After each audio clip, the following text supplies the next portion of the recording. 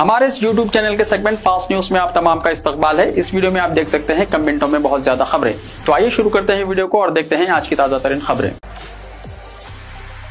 दरियाए मांजरा में सैकड़ों मुर्दा मुर्गियां फेंक दी गई। तेलंगाना के मेदक जिले के दरियाए मांजरा में सैकड़ों मुर्दा मुर्गियां फेंक दी गई हैं। मुकामी अफराद ने दरिया में तैरती हुई मुर्दा मुर्गियों की वीडियोस बनाकर सोशल मीडिया पर शेयर की। मांजरा, मेदक और निजामाबाद अजला के लिए पीने और ज़राई आबपाशी का एक अहम जरिया है। इस वाक़े की इत्तला मिलने के बाद जिला महकमा हैवानात के अहदेदारों ने अपनी टीम को मौके पर भेजकर सूरत हाल का जायजा लेने की हिदायत दी। अमला ये जानने की कोशिश कर रहा था कि इस वाक़े के पीछे कौन है।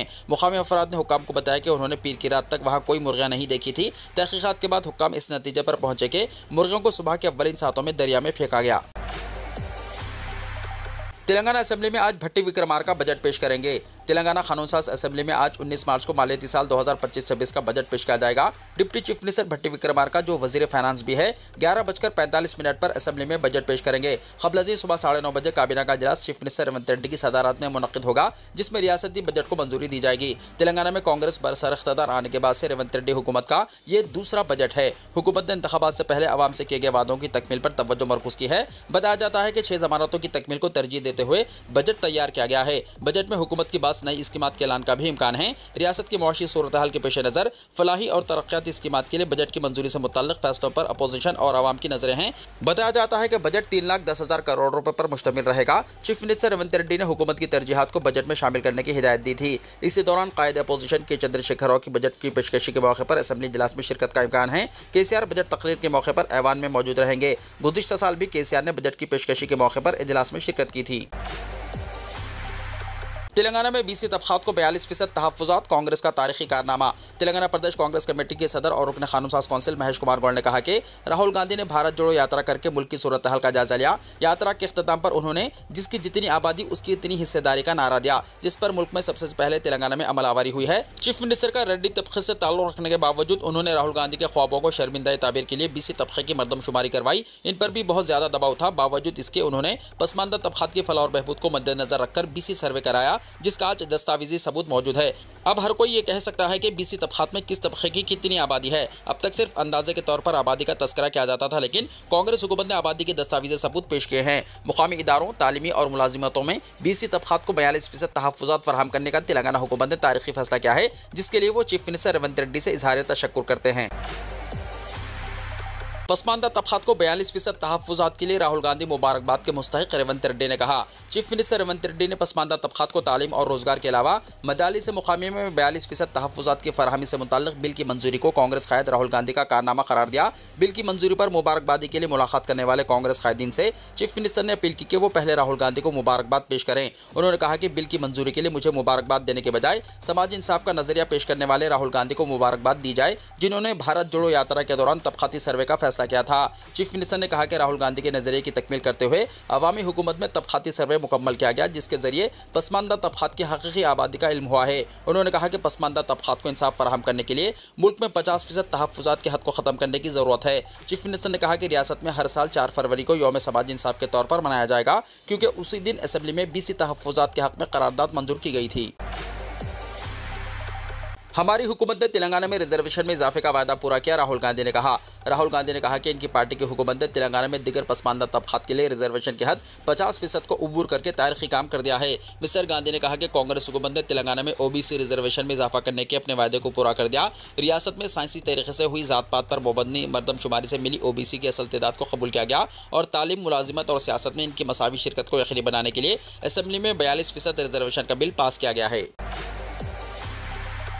तेलंगाना कौंसिल के बाहर BRS अरकान का अनोखा एहतजाज। तेलंगाना कानून साज कौंसिल के अहाते में कल BRS के MLAs ने रुकन कौंसिल के कविता की क़यादत में एहतजाज मुनज़्ज़म करते हुए कांग्रेस को इसके इंतखाबी वादे याद दिलाए। मुज़ाहिरीन ने हाथों में स्कूटर्स के प्ले कार्ड्स थामे रखे थे और प्रियंका गांधी से 18 साल लड़कियों के लिए ऐलान करदा स्कूटीज की अदम फराहमी पर सवालात उठाए। BRS MLC कविता ने तेलंगाना की नौजवान ख़वातीन से किए गए वादे पर कांग्रेस को शदीद तनक़ीद का निशाना बनाया और प्रियंका गांधी को मुखातिब करते हुए कहा, 18 साल लड़कियों के लिए स्कूटीज कहाँ हैं। उन्होंने वाज़ेह किया कि कांग्रेस ने इंतखाबात के दौरान बड़े बड़े दावे किए, लेकिन इख्तिदार में आते ही अपने ही वादे फरामोश कर दिए, जिससे अवाम खास तौर पर नौजवान खवातीन को मायूसी का सामना करना पड़ा।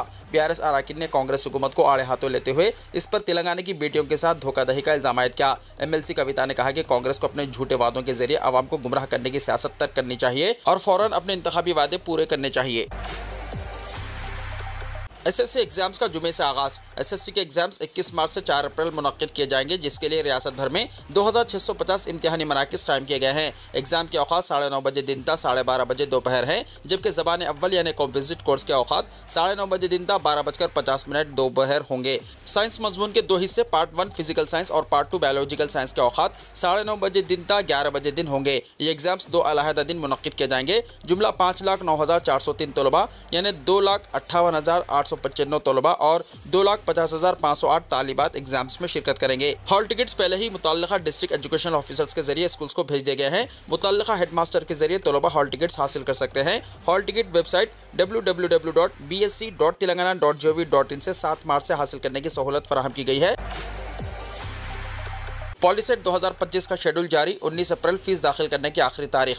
State board of mechanical education and training यानी SBTET ने पॉलीसेट 2025 का शेड्यूल जारी कर दिया। ऑनलाइन रजिस्ट्रेशन का आगाज चहारशंबे से हो रहा है। 500 रुपये फीस के साथ रजिस्ट्रेशन 19 अप्रैल तक किया जा सकता है। 100 रुपये और 300 रुपये लेट फीस के साथ रजिस्ट्रेशन की आखिरी तारीख बितरतीब 21 और 23 अप्रैल मुकर्रर की गई है। SBTET, PJPAU, SKLTGHU और PVNRTU के इंजीनियरिंग और नॉन इंजीनियरिंग डिप्लोमा कोर्सेस में एडमिशन के लिए एंट्रेंस टेस्ट 13 मई को होगा और नताइज का ऐलान एग्जाम के 12वें दिन किया जाएगा। मज़ीद तफसीलात वेबसाइट www.polyset.sbtet.telangana.gov.in पर मुलाहिजा की जा सकती हैं। इसी दौरान रियासती हुकूमत ने अहकाम जारी करते हुए तेलंगाना में पॉलिटेक्निक की ज़्यादातर सीटें तालीमी साल 2025-26 से सिर्फ तेलंगाना के मुकामी तलबा के लिए अलॉट की हैं।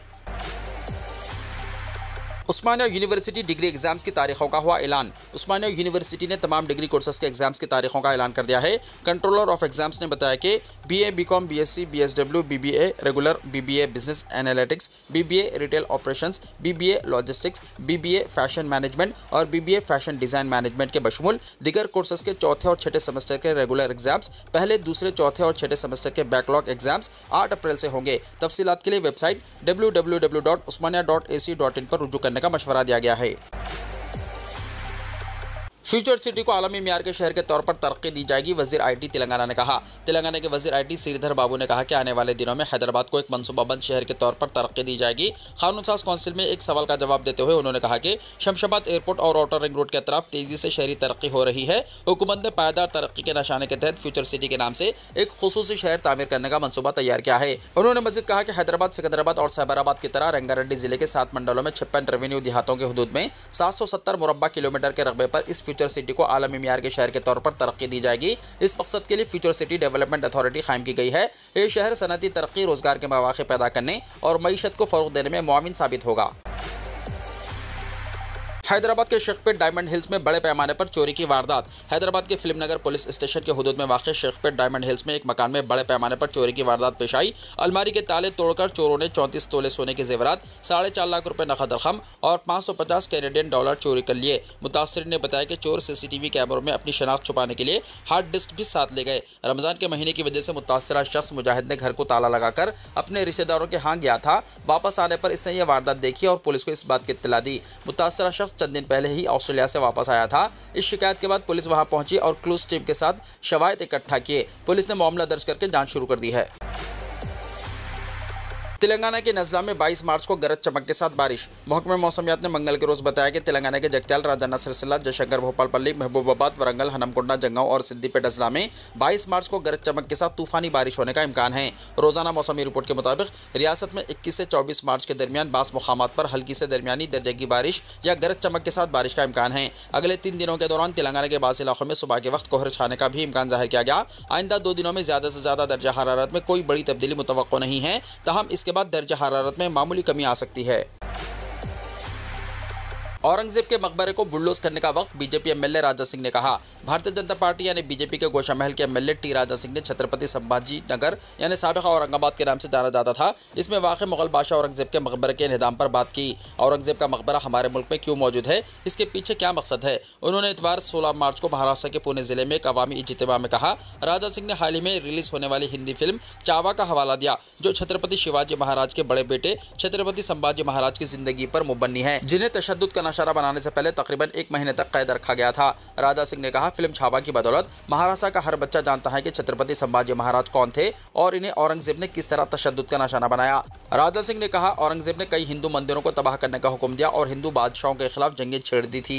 कई सियासी रहनुमाओं की आरा का हवाला देते हुए कि आया मकबरा होना चाहिए या नहीं, राजा सिंह ने कहा कि ये सिर्फ अल्फाज का नहीं बल्कि अमल का वक्त है। उन्होंने कहा कि मैं औरंगजेब के मकबरे पर बुलडोज लगाने का मुतालबा करता हूं। उन्होंने मजीद कहा कि कई सालों तक एमएलए रहने के बाद अब वो सियासत में नहीं रहना चाहते। उन्होंने दावा किया कि अब मेरा वाहिद मकसद हिंदू राष्ट्र बनाना है।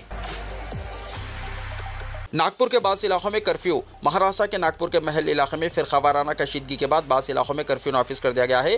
कोतवाली, गणेशपेट, लकड़गंज, पंचपावली, शांतिनगर, साकरधड़ा, नंदनवन, इमामबाड़ा, यशोधानगर और कपिल नगर पुलिस स्टेशन के हुदूद में कर्फ्यू लगा दिया गया है। नागपुर के police commissioner doctor Ravinder Kumar Singhal ने बताया कि ये कर्फ्यू अगले अहकामात तक रहेगा। अब तक की इत्तलात के मुताबिक फसादात में 20 से 22 पुलिस मुलाजिमीन जख्मी हुए हैं। इसके अलावा 60 से ज्यादा अफराद को बदअमनी फैलाने के इल्जाम में हिरासत में लिया गया। नागपुर के police commissioner doctor Ravinder Singhal ने कहा कि सूरत हाल काबू में है। एक तस्वीर को आग लगाई गई थी जिसके बाद लोग जमा हुए और इनकी दरख्वास्त पर हमने कार्रवाई की। महाराष्ट्र के चीफ मिनिस्टर देवेंद्र फडणवीस ने कहा, नागपुर के महल इलाके में जिस तरह सूरत हाल कशीदा हुई वो इंतहाई काबिल मजम्मत है। कुछ अफराद ने पुलिस पर भी पथराव किया, ये गलत है। मैं सूरत हाल पर नजर रखे हुए हूँ। उन्होंने कहा कि अगर कोई फसाद करता है या पुलिस पर पथराव करता है या समाज में कशीदगी पैदा करता है तो ऐसे तमाम अफराद के खिलाफ सख्त कार्रवाई की जानी चाहिए। मैं तमाम लोगों से अपील करता हूँ कि वो नागपुर के अमन को मुतासिर न होने दें। अगर कोई कशीदगी पैदा करने की कोशिश करेगा तो इसके खिलाफ सख्त कार्रवाई की जाएगी। नागपुर तशद्दुद। अवैसी ने फडणवीस हुकूमत को ठहराया जिम्मेदार, प्रकाश अंबेडकर की गई सख्त तनकीद। महाराष्ट्र के नागपुर में पीर की रात भड़कने वाले तशद्दुद पर रद्दमल जाहिर करते हुए ऑल इंडिया मजलिस इत्तेहादुल मुस्लिमीन यानी AIMIM के सरबराह और हैदराबाद के रुकने पार्लियामेंट असदुद्दीन अवैसी ने महाराष्ट्र के चीफ मिनिस्टर देवेंद्र फडणवीस और रियासत में महायुति NDA हुकूमत के वज़रा के हालिया बयानात को इस वाक़े का सबब करार दिया है। अवैसी ने इल्ज़ाम लगाया कि फडणवीस और उनकी हुकूमत के वज़रा के इश्तियालंगेज़ बयानात ने नागपुर में कशीदगी को जन्म दिया। उन्होंने कहा कि गुज़िश्ता चंद हफ्तों के दौरान वज़ीर आला और महाराष्ट्र हुकूमत के दीगर वज़रा के बयानात को जांचने की जरूरत है क्योंकि सबसे ज्यादा इश्तियालंगेज़ बयानात हुकूमत की जानिब से सामने आ रहे हैं। सोने की कीमत ने कायम किया नया रिकॉर्ड। 51,250 रुपये फी 10 ग्राम की तारीखी बुलंदी पर पहुंची। आलमी मंडी में सोने की कीमतों में तेजी के असरात हिंदुस्तानी बाजार पर भी नजर आ रहे हैं। दारुल हुकूमत दिल्ली के सराफा बाजार में सोने की कीमत 500 रुपये इजाफे के साथ 51,250 रुपये फी 10 ग्राम की नई तारीखी सतह पर पहुंच गई है। गुज़िश्ता कारोबारी सेशन में सोना 90,750 रुपये फी 10 ग्राम पर बंद हुआ था।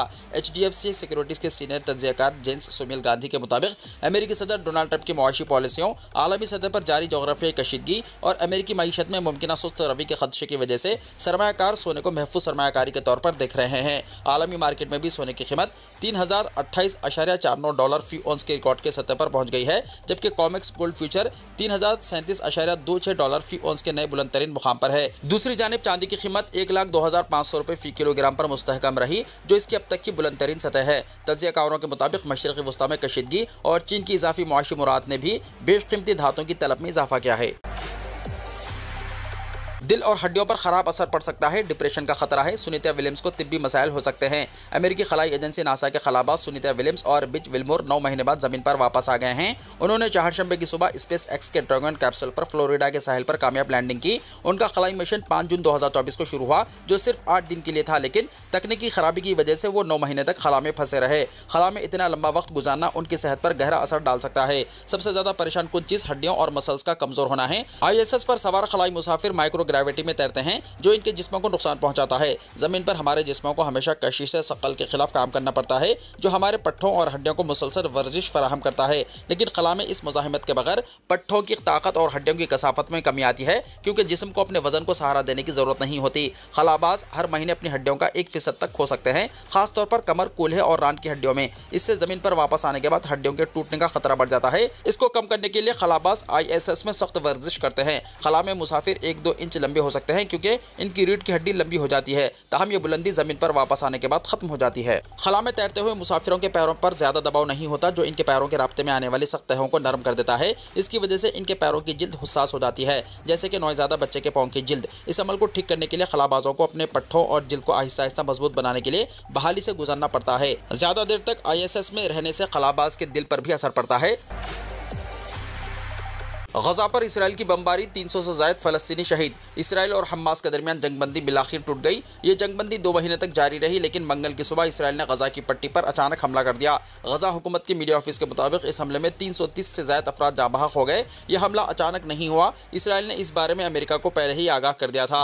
ये बात इसराइल के वजीर दिफा ने बताई। उन्होंने IDF के हमले के बाद एक बयान जारी किया। इसमें उन्होंने कहा, आज रात हम गजा की जंग में वापस आ गए हैं। यह हमास की जानिब से यरगमालियों को रिहा करने से इनकार और IDF के फौजों को नुकसान पहुंचाने की धमकियों के पेश नजर किया गया है, जबकि अमेरिका यमन में हौसियों पर बमबारी कर रहा है। उन्होंने कहा, अगर हमास ने बाकी तमाम 59 यरगमालियों को रिहा नहीं किया तो गजा में जहन्नम के दरवाजे खुल जाएंगे। इसराइल के वज़ीर आज़म बेंजामिन नेतन्याहू ने कहा कि जंगबंदी के मुआहदे को जारी रखने से हमास के इनकार के बाद ही इन हमलों का हुक्म दिया गया। नेतन्याहू ने कहा, हमास हमारे यरगमालियों की रिहाई के लिए बार बार इनकार कर रही है। अमेरिका के खुसूसी नुमाइंदे स्टीव विटकॉफ की तजवीज़ करदा जंगबंदी के मुआहदे को भी हमास ने मुस्तरद कर दिया। इस पस मंजर में ही हमलों का फैसला किया गया। उन्होंने मज़ीद कहा कि इसराइली दिफाई फोर्सेस यानी IDF गजा में मौजूद हमास के ठिकानों को निशाना बनाकर हमले कर रही है ताकि जंग के मकासद हासिल किए जा सकें। नेतन्याहू ने वाज़ेह किया कि इसराइल अब से हमास के खिलाफ सख्त इक़दाम जारी रखेगा।